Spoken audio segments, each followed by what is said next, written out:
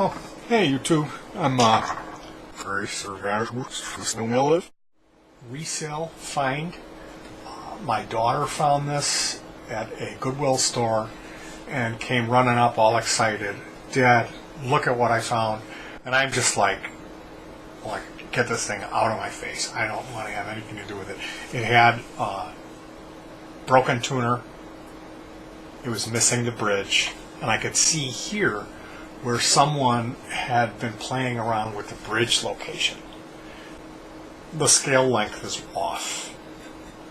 It's like they just kind of didn't really care in the factories when they were making them. This one happened to be in really, really poor shape. So with a little bit of TLC, I did add the knobs. I repainted these. These had been rusted, the knob markers. Painted those red, added some new chrome knobs, reset the neck with the shim, added a roller bridge, which I know I've never tried a roller bridge, and I was kind of skeptical, and I ordered it for this because it looked like it would fit without having to do much modification. So yeah, everything on this guitar is pretty functional. Initially, the bridge was moved back where it was closer to a better intonation, where it's off now. But when it was moved back, that also angled the string.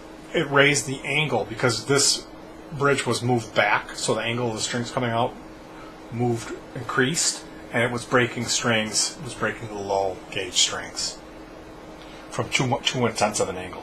So I cleaned it up and I moved the bridge forward, and it works. It needs to be adjusted. I need to sit with a tuner and move the bridge somewhere between where it is now and where the holes where someone had moved it way too far back.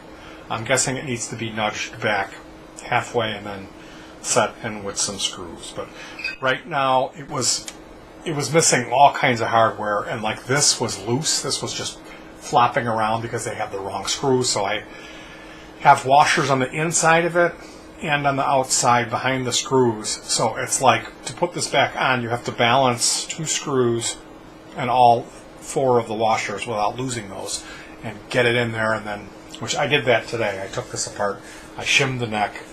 To my surprise, I didn't see any place to adjust the neck. Maybe there's a wooden block in here that needs to be popped out and removed to access the truss rod. Can't believe they would make a guitar without a truss rod. But the main issues are that the intonation is a little off, and also the binding is missing from here. It's light and the neck is pretty playable, but it has this gold foil pickup.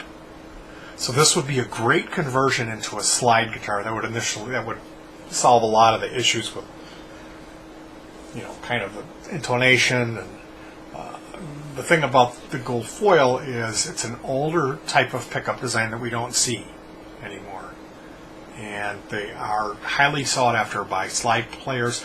They are known to have a unique timbre, a different tone, and it does. I know that there are some gold foil pickups that are more desirable than others. I can't tell you if this is one of those. All I can tell you is I like the way it sounds, and it sounds different. It's very bright.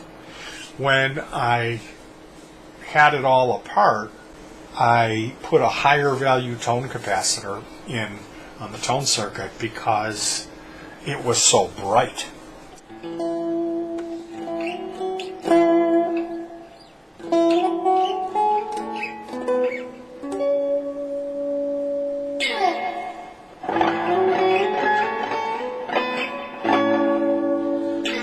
So this is the Decca Japanese Ultra Cheapo. If you see one of these old Japanese guitars and it doesn't look like it's got too much wrong with it, I would consider picking them up and adding them to your collection, as long as you're not going to have to sink a real lot into it. As long as the neck isn't warped or twisted. This one, the binding is missing, so I need to look into that. I'm sure there's binding on eBay that I can buy, and then the question is, what sort of adhesive do I use? I really don't know.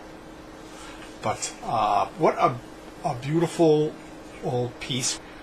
As when we got it, it was so incredibly filthy. They're really cool instruments to add to your collection. They don't sound like anything else, mind you. They are cheap. They have their flaws to them. This one has the intonation issues. Once I get that all straightened out, it's going to be a wonderful addition to the collection.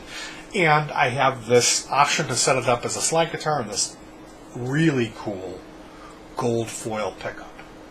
So definitely an interesting piece, and at $10 it was an incredible value.